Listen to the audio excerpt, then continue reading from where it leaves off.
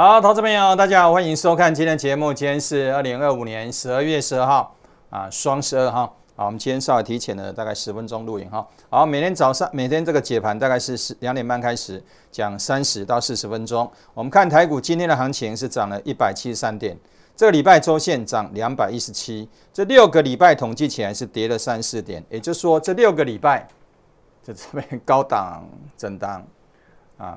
攻了6个礼拜也没有什么进展哈，目前是跌了3-4点，6个礼拜的统计啊，所以我们说目前大盘在高档震荡。好，大盘的格局当然在历史高点附近，但是近期出现的几个1、2、3、4、5、6个还5个看不清楚没关系啊，透过股神系统来看一下就可以了哈。我们透过电脑来看一下好了。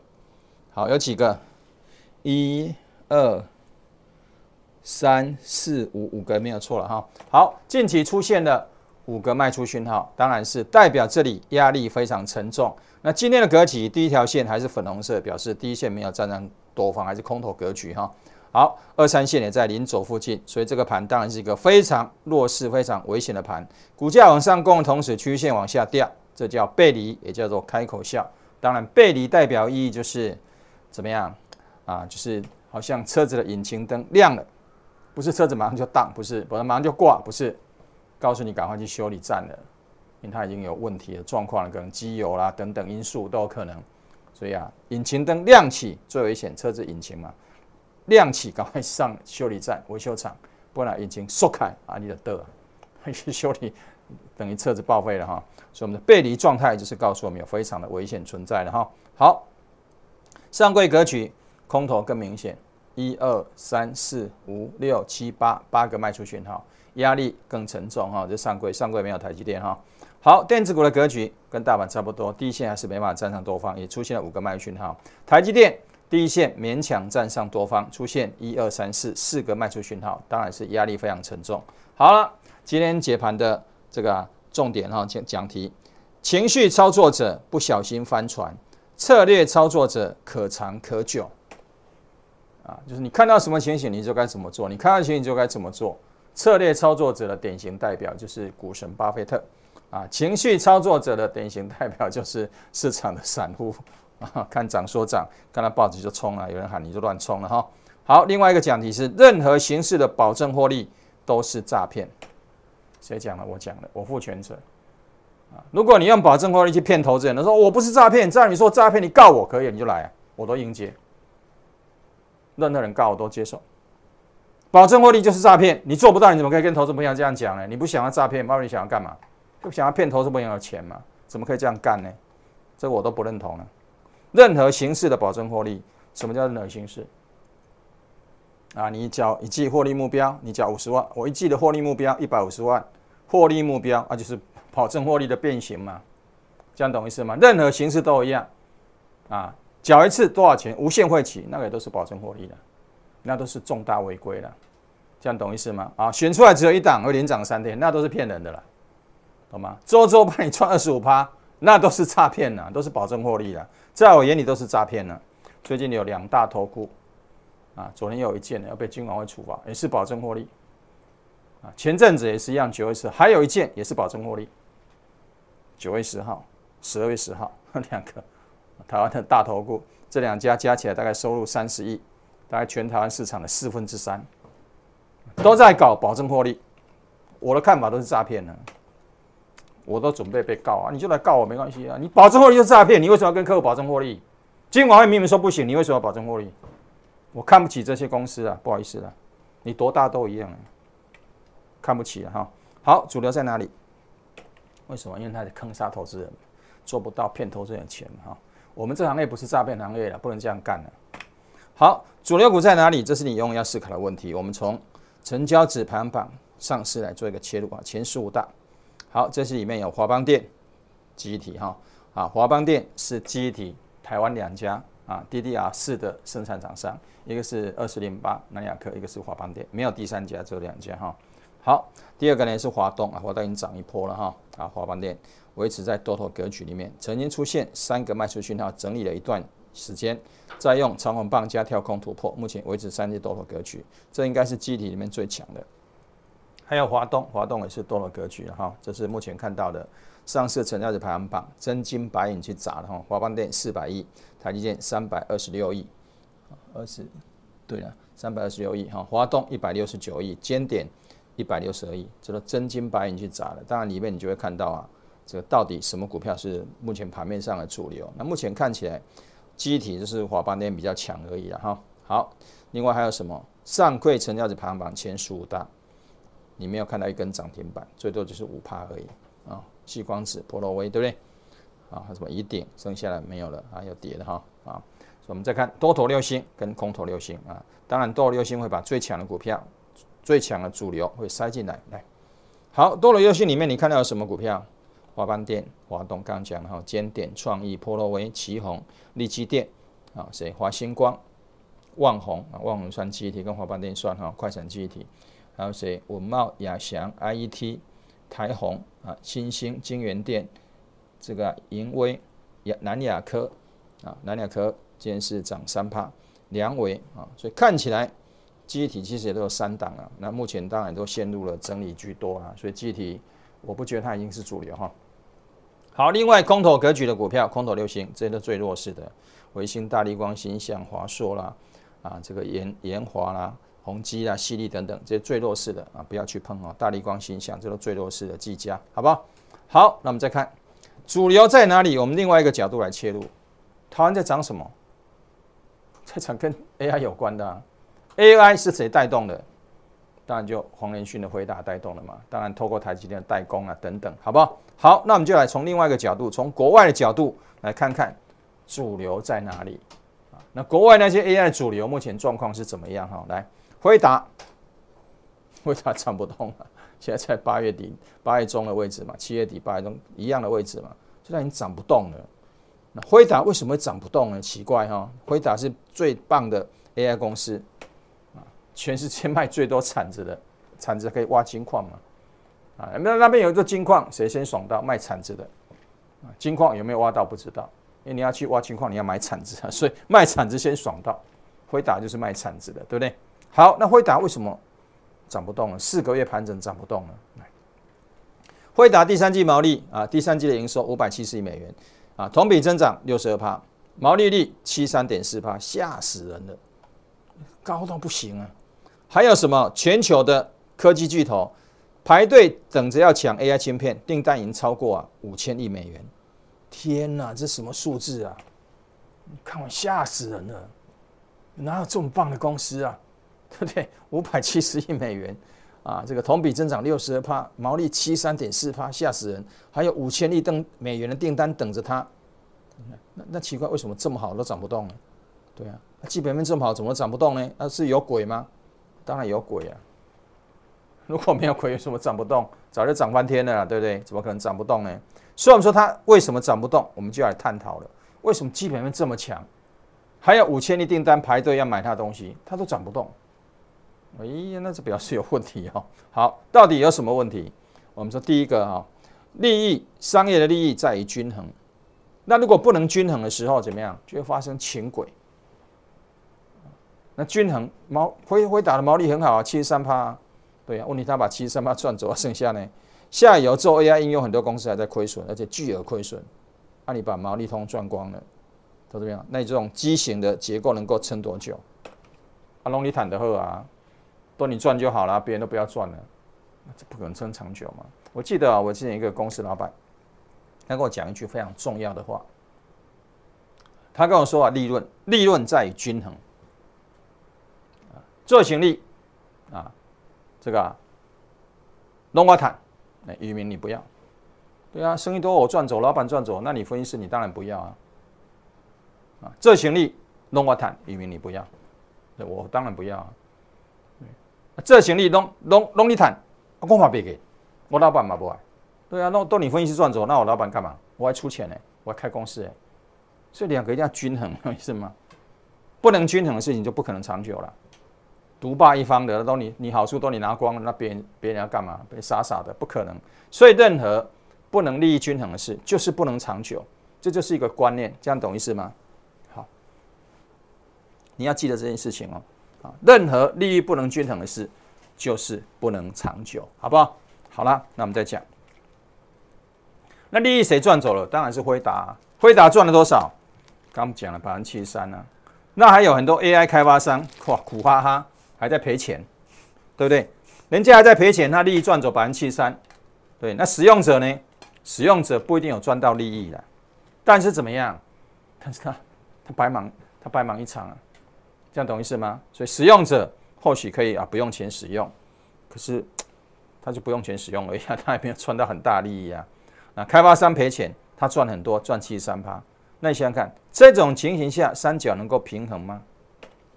不能平衡啊，懂吗？最先倒就是开发商型系啊，先死啊。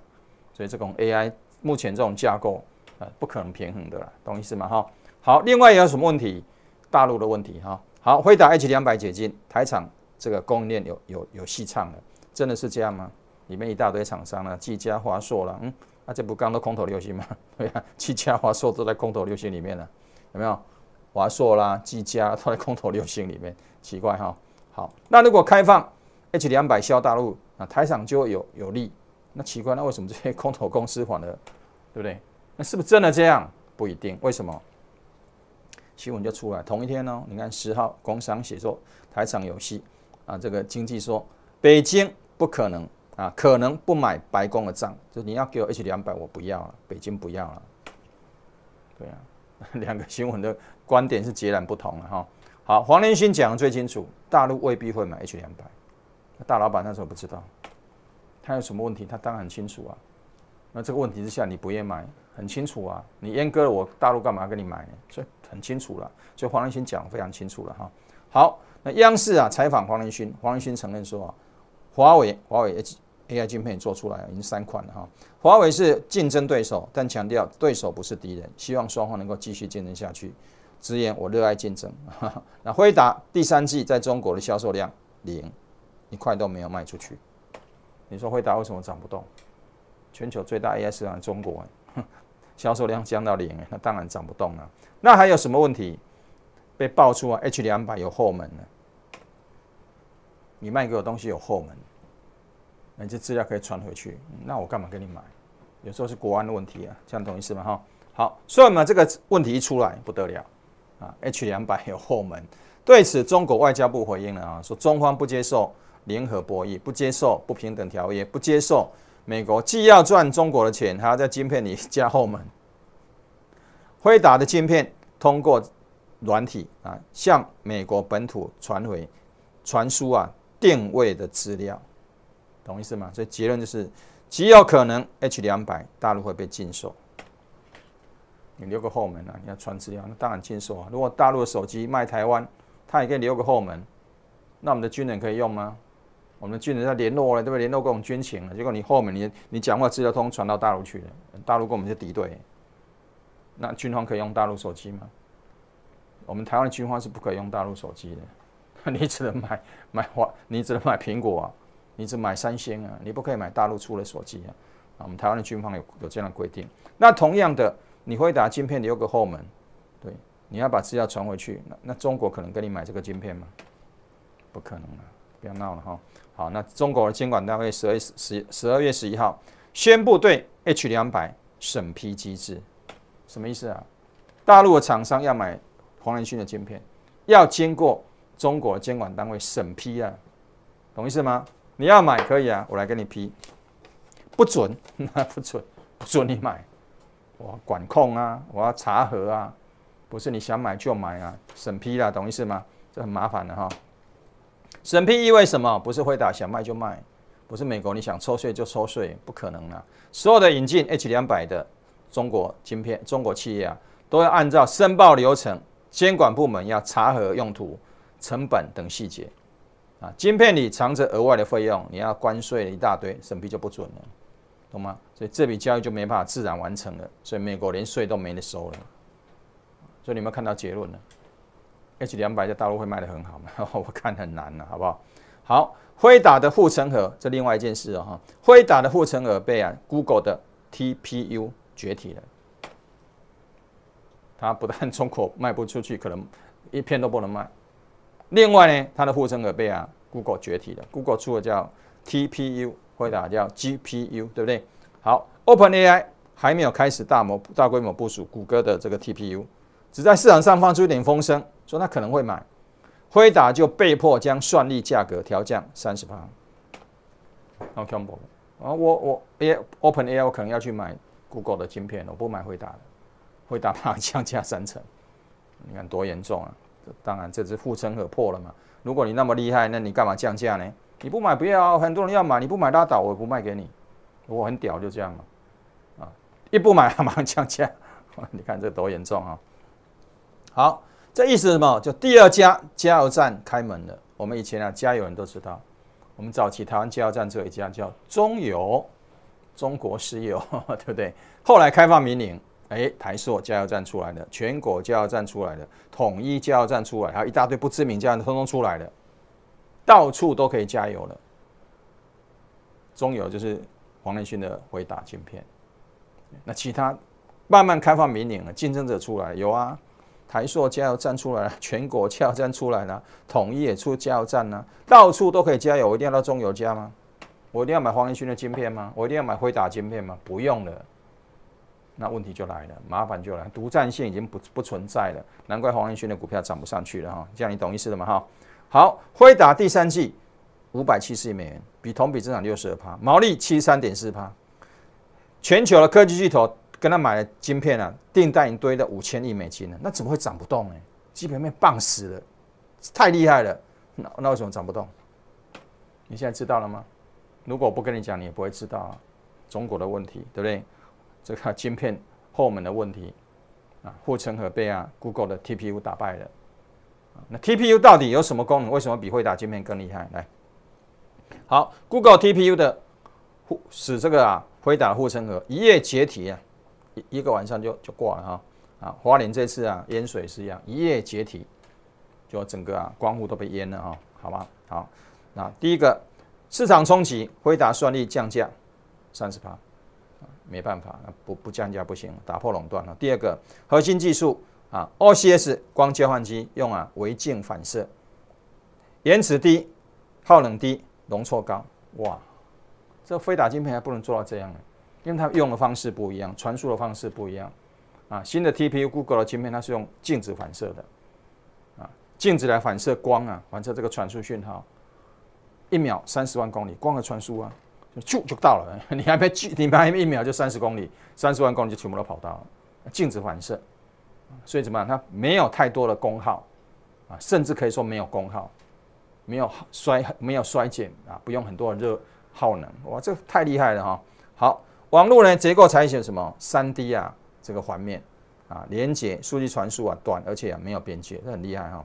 好，成本优势以光取代电子交换机，大规模部署成本更低，用光来取代，这很厉害光交换机不是传统那种交换机好，接下来什么？系统灵活，可以动态重组，适用不同的 AI 模型方式。还有呢，第6点，这个直接部署买了100万颗的 TPU产业链开始脱离辉达主导，所以辉达护城河一夜解体。为什么辉达涨不动？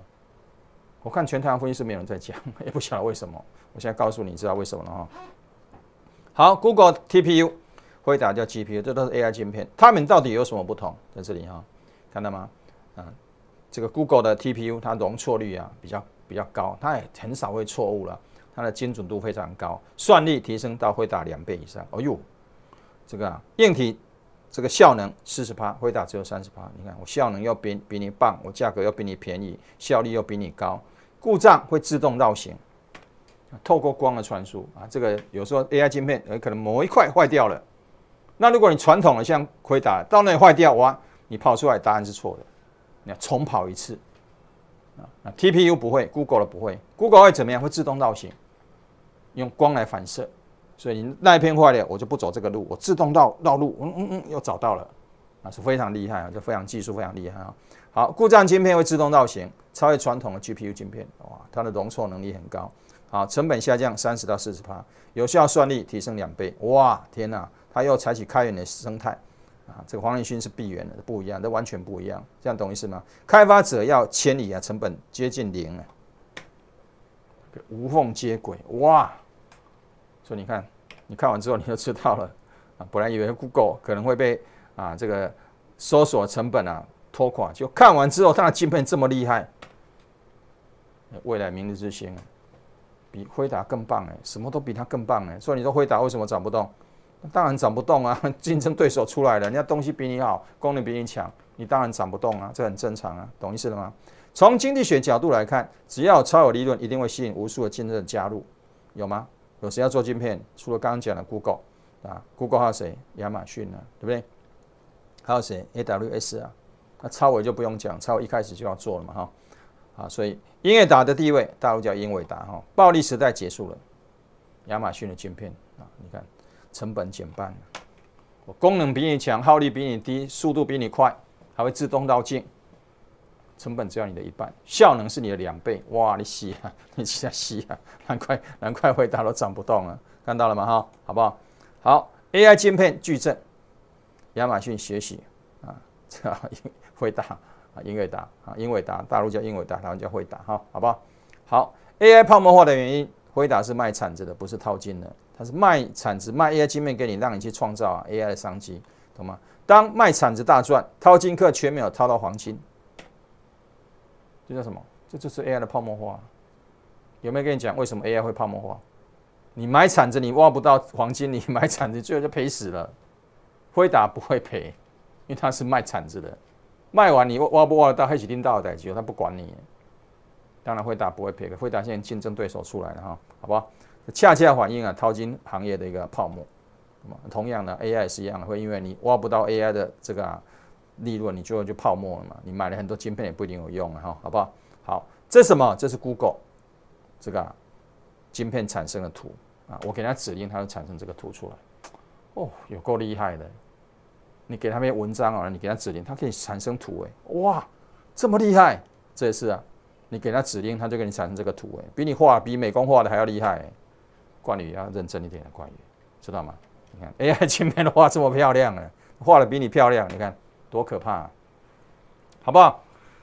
好，另外一个问题就是 AI 厂商爆雷了，这叫甲骨文甲骨文爆雷，今天12号的新闻 ，AI 股恐慌，甲骨文爆雷，对，甲骨文叫 Oracle 甲骨文财报不佳，现金流恶化，哇，难怪会爆雷里面讲到资本支出了这个。资本支出到500亿但是9月份还要再增加150亿，吓死人不断的这个增加这个支出，但营收却很有限难怪它会爆雷。上季营收只有160亿，那资本支出500亿，还要增加150亿，650亿，营收只有160亿，赚的钱不多了，很会花钱现金流不够嘛，当然会爆雷这样懂意思吗？好，甲骨文违约风险16年来最高，昨天就有新闻出来了。张一鸣更早就跟你讲了，甲骨文的负债比例是500%，它的债券已经变成 BBB 减，就垃圾等，下一个就垃圾等级的啦，这样懂意思吗？所以跟你讲危机重重了，不信我也没办法，我早就跟你讲了，好不好？好，这个12号的新闻调高支出，市场忧它成本难回收，收入没多少，钱一直花，有钱人的囝，有钱人的小孩都这样好不好？另外一家叫什么？叫山姆奥特曼 OpenAI， 也差不多啦。他在演讲里面下面观众就问他说：“你今年收入大概只有200亿美金，那你只要支出1.4兆的这个 AI 设备，你哪有那么多钱下面问他，就山姆奥特曼怎么说？他说当一个产业大到不能倒，政府一定会成为最终担保人。你是说你别玩乐了，我倒，政府会给他扛着了，你不用担心，我倒政府会扛着了。意思不是这样吗？对你200万的营收，你怎么会做1.4兆的支出呢？你钱从哪里来 ？AI 公司就这样，现在全球最大的AI 公司就是这一家嘛。那在搞什么你就看到了，对不对？200亿的美元营收要做1.4兆的支出，寅吃卯粮，好不好？他要做什么？要改善聊天机器人。哎呀，这个搞什么呢？要做什么？要发火箭，射火箭。哎呀，射火箭不是马斯克的吗？有没有？好 ，OpenAI 启动红色警报，问题一大堆了，好不好？还有什么跟辉达的内循环？辉达投资1000亿给 OpenAI 跟甲骨文为了买设备结果买设备要去买晶片，这个在内循环这样懂意思吗？3个人在那边玩自己抬探不来了。乡下人说，那个过年过节要杀鸡杀鸭，来聊去用台，妹，我跟你抬摊巴来，里面的内脏我都自己可以来煮，瓜啦根啦还可以来煮，对，跟你抬摊巴来，自己在那边搞内循环啊，这都是问题的，好不好？好 ，AI 巨头正迎来债务时代 ，Meta 脸书300亿美元 ，Oracle 啊，就是这个甲骨文啊 ，Oracle 怎么样？180亿美元，还要追加150亿美元，哇！亚马逊120亿到150亿啊，然后2025年投资是1250亿，哇！亚马逊投资很多哈。Google 怎么样啊？发行了900亿美元的债券，也要修，总共2026年要发行1.8兆美元，恐怖，真的很恐怖哈。好，所以我们说它正进入这个债务时代了哈。好，穆迪说AI 龙井2026年可能要回档，今天报纸登的。好，只要断水、断电、断信心，3个一断，类风出现，危机就来了。这就是目前 AI 的状况，你要特别小心啊！不是说 AI 一定会倒，我没有这样讲。体质不健全的势必会倒，为什么？现金流不够嘛哈。好，下一个阶段 AI 资料中心要上太空了，这是对的啦，懂意思吗？哈，好，为什么？因为太空有太阳能啊，太阳能是无尽的资源啊，我们地球还有太阳层这个大气层保护啊，所以我们得到太阳能的资源是有限的。在大气中啊，这个天空中啊，太阳能直接照射过来，直接吸收，那个能源是无限量的，这样懂意思吗？啊，马斯克世界首富说，未来就是资源的战争，谁拥有资源，谁就拥有财富啊。所以马斯克也要把卫星发上太空去吸收太阳能啊，他还把 AI 站建立在太空，用太阳能来做热能。来提供它的 AI 站的运转，这都是马斯克的思考，所以这个是对的哦，这是对的哈。好 ，AI 泡沫化的原因就是需求时间整体很长，但是很多企业啊没有业绩啦，也没有营运模式、获利模式啊，所以就会泡沫化，这样懂意思吗？辉达有业绩，但是有瞬间被颠覆的风险，我刚才已经讲过了。辉达问题上我已经讲过了哈，辉达有营收没有错，可是它有被瞬间颠覆的影响，因为 Google 的 TPU 已经出来了哈，好不好？好，这是94岁的华伦巴菲特。巴菲特穿越60年所有的风暴，他都穿越过去了。平均报酬率1年2只停板。你看到这个图，你就知道很多人在搞诈骗。什么50万一季获利目标150万，150%哎，3倍哎，50万150万3倍哎，这比巴菲特，巴菲特根本就输了嘛。如果这么厉害，那巴菲特不是输了吗？我们台湾是每个才真正的神啊，一季。获利目标50万赚150万，对不对？还有什么？每个礼拜要帮你赚25%的，一个礼拜25%，一个月100%，哎，惊死人！那巴菲特你根本就输了嘛，对不对？你一年才2个停板，我们台湾的分析师一个月就100%了，那都是诈骗啊！不要傻了，没有这种事情啊，懂吗？谁可以说他可以打破巴菲特的记录？没有啊，没有一个人敢讲。那你说分析师在那胡说八道呢？那都是搞诈骗的，不好意思，我的看法就这样哈。巴菲特就是一个策略操作者，所以他可长可久，60年他可以穿越所有的金融风暴，好不好啊？那另外一种叫情绪操作者，你不小心就会翻船，送的被背，欧北背，不是哈。那我们今天来讲一个巴菲特指标，来，巴菲特指标是什么东西啊？这巴菲特发明，他说把这个国家股市的总市值，注意他国家1年的生产毛额GDP 除出来之后，目前美国大概是225%。巴菲特为什么现在手上全部都现金？因为他觉得这个比例太高了，这已经泡沫化了。不是讲一个 AI 哦，他讲美国股市哦，已经泡沫化了，太高了。那怎么来定义这个啊？出来等于多少？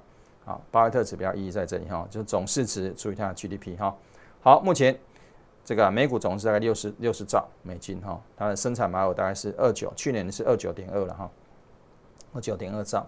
好，那如果除出来是70到80%，价格被低估了；100%合理，200%以上市场严重高估，如同玩火，要求在玩火呢。难怪巴菲特把钱都收到，对不对？卖股票卖的非常多，现金现在3000多亿啊，现在225%，现在你知道多恐怖了吗？为什么巴菲特不玩呢？这一定可以胜过不玩，因为他是一个激励操作者。他非常守纪律啊，所以这种情形下他不玩了，这样懂意思了吗？哈，啊，这是我用 Google AI 画出来的图哈，好不好？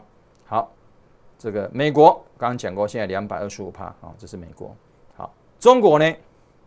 中国现在是180%，也是高估了哈，但是还比较偏高了了哈。好，韩国呢？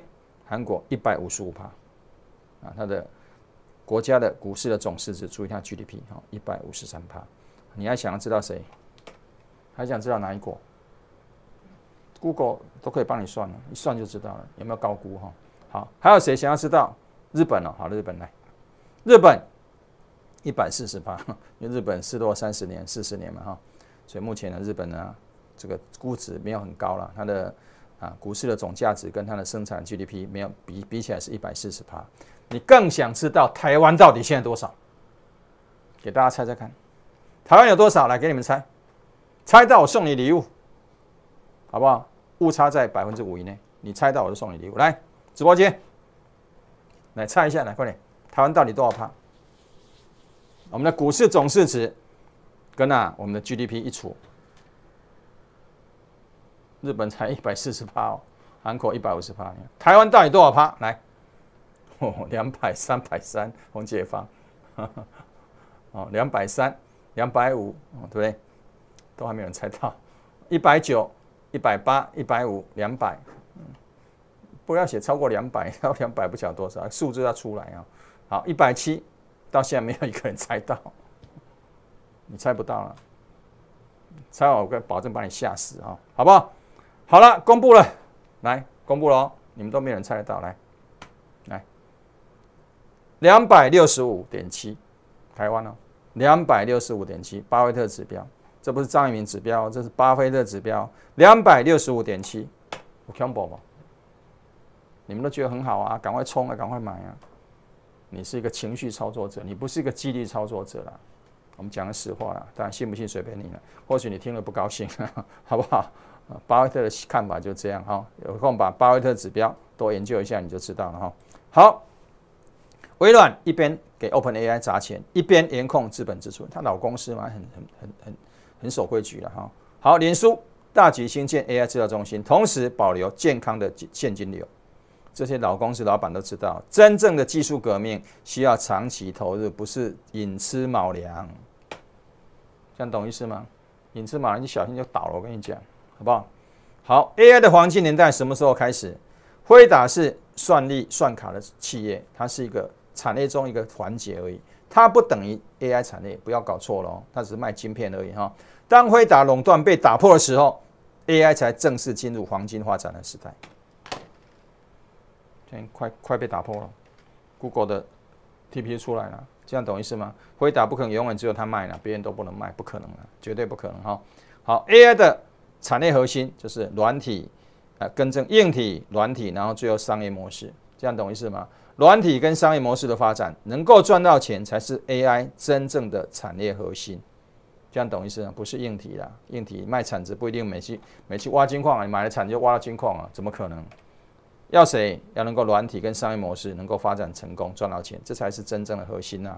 所以这个华为 CEO 任正非说 ，AI 的核心价值在于运用嘛，对啊，你运用没有赚到钱，你怎么运用啊？这样懂意思吗？就这个道理嘛，哈。AI 技术会结出真正的果实，我相信，我绝对相信，只是不知道最终谁会摘到果实。对啊，那你这些疯狂投入人，搞不好倒了，他不一定摘得到，不要傻了，好不好？好，有问题扫描 QR code 可以透过 ID 码小鼠 A2506999，或打那个服务人员0220699999，请订阅赞免婚事 YouTube 频道，订阅完记得按订阅，开小铃铛，我们新影片的通知你。看完影片记得按赞、留言、分享。来，我们看新闻解读。好，新闻解读来，达发联发科的子公司啊，这个发力多，对不对？你看我可怜嘛，达发我可怜嘛，达发我之前做过了，那很久很久没做，1、2年没做了哈。为什么？现行不佳嘛哈。好，光阳科这是台积电协力厂啊，做净水设备的哈。好，这个明年营运乐观啊。光阳科股价往上攻，第一线跌破，现行不佳。这边有4个卖讯往上冲，到现在还是一样，3线架构不美哈。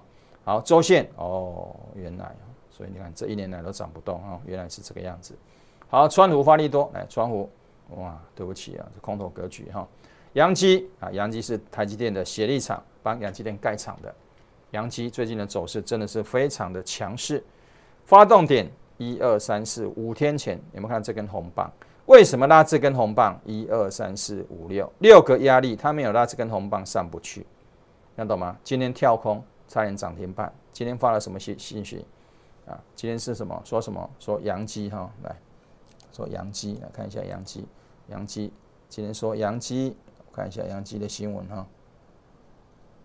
今天阳基啊得到200亿的订单呢、啊，在这里哈，阳基夺200亿大订单了，1年完工入账。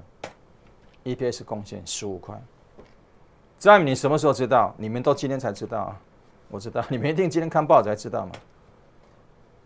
我5个交易日前就知道了，应该说6个交易日前就知道了。好朋友来跟我讲嘛，哪一天你也在嘛？来跟我讲，你有听到对不对？但是我没有进去买了，因为我觉得这讲的话，我去买好像有点内线交易，所以我不想买。我知道他隔天打来啊，你怎么不买啊？怎么不带会员买？我说我现在做空了，所以我就不买了。当然，如果买，我绝对不是听别人消息，我一定看股神系统，看到吗？我一定看股神系统去买的，我不会听别人消息去买了。那万一被告一下内线交易，你们水洗，你还乖，手铐铐起来水洗，我再不做这种事。有人保证获利。反正只要花60万而已啊，5、6个分析师一起才花60万，便宜啊，一个分担不到10万，那可能不要骗了几百万、几千万了。我不做这种事，拍谁了啊？好，精确来看一下，对不对？不对了哈，精确今天发了利多哈，好，精确线型不对哈，好不好？好来，这个南子电发了2个新闻，南子电好不好？南子电线型呢也是空头格局啊，根本没有改变。你看往上拉很强。空头格局啊，哪有什么强？好，散热三节啊，这个旗红双红，看一下，旗红还在零轴附近挣扎，这边有2个压力，所以它必须长红棒跳空，没有涨那几块钱都没有用，今天平盘啊，架构不对哈。好，双红还在空头格局，虽然今天开高走低，今天本来是912、977，收盘变915，看到吗？哈，开高走低，空头格局了哈。好，记忆体不断涨价。啊，手机、笔电、联率，为什么？因为他们里面需要记忆体嘛，就记忆涨价，他们都干掉了，影响到他们了，必须被迫涨价。记忆体到底死了没？今天华邦电工厂涨停板。好，记忆体我们今天讲过了，记忆体在配货跟有钱买不到中见高点，有没有配货？11月17就配货了嘛？有钱买不到的记忆体，这个是高点却到了，有没有？一周一涨，哇！你看到消息，你没去买，你很痛苦啊，对不对？你没有去买，你很痛苦啊。最后呢？因为记忆体的涨价，手机要被迫涨价，因为那成本拉高了嘛，这样懂意思吗 ？PC 厂商卖一台亏一台，大概没送干掉了，所以这个都不会长久了，好不好？原理很简单哈，所以你看记忆体发了一大堆利多，股价反而下跌，一大堆利多反而股价下跌了。今天反弹，华泰还有华邦电2个涨停板啊，懂意思吗？啊，威刚呢？华泰我刚那个华邦电我刚讲过，威刚呢？威刚啊，他已经讲过。他从10月开始就没有收到新的补给了，没有货了，对啊，很好啊，涨价5年没有货可以卖啊，因为三星跟那森迪是不卖给他啊，所以一大堆问题了哈。钱太好赚的时候，你能维持多久？不能常规就不能久持，记忆体也是一样，好不好？当全市场分析师都在喊记忆体，你觉得记忆体还能走多远？这就是我的看法了，好不好？好了。新闻解论讲到这里了哈，有问题扫描 QR code 也可以透过来电码小鼠 A206999或打那个副联员02206999，请订阅詹米分析 YouTube 频道，订阅按订阅开小铃铛，我们新的影片通知你。看完影片记得按赞、留言、分享哈。好，当你对盘势深信不疑的时候，就是最大风险。当全球金融风暴来袭，就是财务推倒重新来，有人会输到1毛都不剩，输到剩一条内裤。为什么？你融资啊，一跌下来3成你就空了，你的钱都没有了。所以这个信用扩张信用是非常非常危险的哈。任何在情绪上、赌性上的杠杆，迟早有一天会迎来一次，足以摧毁你之前所有努力成果的反扑。信不信随便你哈。不是股市马上就要崩盘，只是不愿意站在围墙之下。你还记得我刚刚讲，现在台股的巴菲特指数多少吗？265了，好不好？对吧？是不是265？对啊。好，当恐怖平衡的时候。